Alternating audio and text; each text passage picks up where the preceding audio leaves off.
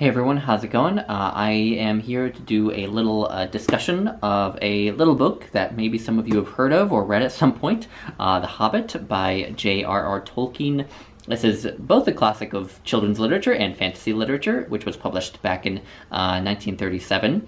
I probably don't need to introduce the story too much to a lot of you, but for those who are new to The Hobbit, it is about Bilbo Baggins, who is a hobbit, which are basically this race of very small people who just kind of like keeping to themselves, don't like going forth on adventures or anything. They just like staying in their little holes where they live and eating their food and smoking their pipes and having tea with friends and getting their work done, and they like to stay where they are and just sort of enjoy the simple pleasures of life. And Bilbo Baggins is one of these hobbits, and he is very, very well respected in the Hobbit community. And the reason that he's well respected in the Hobbit community at the beginning of this novel is that he does not go on any big adventures. Like I said, hobbits value just simple pleasures, staying at home, not doing anything bombastic or going any place weird or unexpected, or going on any unexpected journeys. And so he starts off the novel as this complacent person hoping to just stay in his hole and do his thing. But then he is swept away on this quest. He's kind of forced into the quest, actually, by a wizard, Gandalf, who is also known as Gandalf the Grey. And he joins Gandalf and 12 dwarves, the leader of whom is Thorin, and probably the most important of whom for you in terms of the story is a guy named Balin.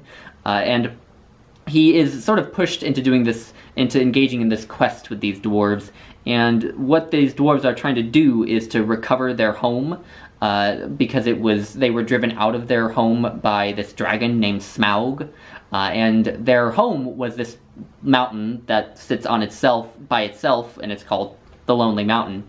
And a long time ago, Smaug drove the dwarves out of the mountain, and is now kind of just sleeping perpetually on the treasure that they had amassed when they had lived in the mountain for many centuries. And so the dwarves get Bilbo to join them, and Bilbo is meant to be their burglar. I'm not entirely certain why they think they need a burglar on such a quest, but that's what he's supposed to be. And it's really cool to kind of see Bilbo's arc in this book, because at the beginning of the quest, he's not a very good burglar. In fact, he kind of gets the group into trouble, at least one time.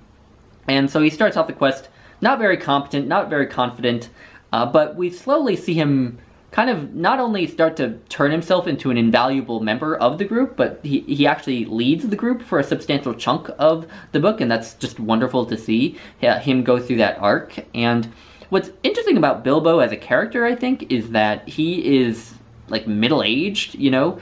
This is, in a way, a coming-of-age story about a man who is in his 50s. And what I think is interesting about that is this idea that coming of age can happen many different times over the course of your life. You know, you don't just come of age when you're 18 and suddenly you're prepared for the world and you just move on and you're all set for the rest of your life. I think a lot of people go through a sort of coming of age process at a lot of different points in their life. You know, it's very apparent when they're young that it's happening, but I think it does happen probably in smaller ways as in different decades in people's lives. And so it's interesting that you know, one of the biggest classics of children's literature is about this middle-aged man who's, I guess in a way, having a midlife crisis in a sort of weird way. But so I that's my favorite part of the book. Another interesting aspect of the book is just how little of a role Smaug the dragon actually plays. You know, Smaug does kind of hang over the first 2/3 of the book, because obviously the group all know that at some point they're going to have to face him down and find a way to get him out of the mountain or kill him. And no one really talks about it until they get there, and they all sort of have this crisis where they're like, how are we going to do this? This is this dragon. What are 12 dwarves and a hobbit going to do against him?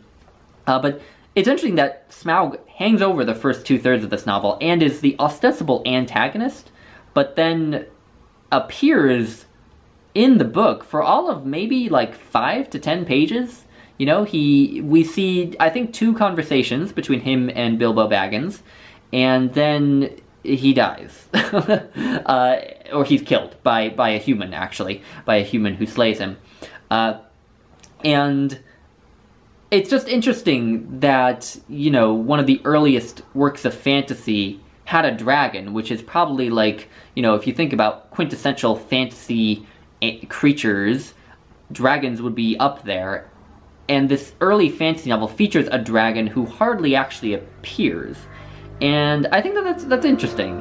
You know, some people might see it as disappointing, but I kind of see it as a way to emphasize the fact that what the story is really about is the people, because they're not all human, I know. They're dwarves and Bilbo, and then Gandalf is a wizard, but really the story is about the people. You know, it's about Bilbo's coming of age. It's a story about greed and lusting after treasure, as we see, especially in Thorin, the leader of the dwarves, but among others. And so, really, it is a story that's just about the people, not about slaying a dragon. And I think it's great that Tolkien emphasized that. And another thing that I just love about this book is just how many, like, really wonderful set pieces there are.